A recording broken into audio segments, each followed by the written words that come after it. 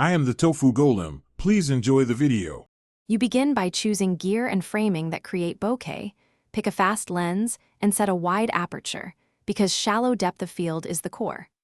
Once set, move your subject several meters away from the background and step closer with the camera to tighten the plane of focus. Make sure to select a longer focal length when possible to compress background elements. These first steps change how light blurs behind your subject, so act now and confirm exposure as you open the aperture. Next, you refine focus and sculpt the background blur. Switch to single-point autofocus or manual focus to lock exclusively on the eyes or chosen detail, since bokeh demands exact focus. Then arrange the background. Add string lights, street lights, or reflective surfaces to create attractive, soft highlights.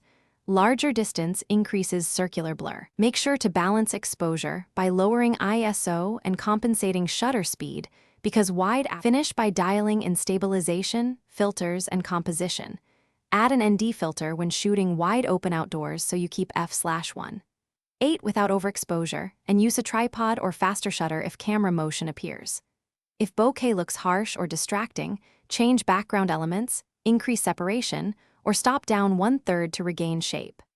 One key troubleshooting tip: if focus hunts, switch to manual focus and micromap on a test frame. That quickly resolves the majority of blurry subject problems.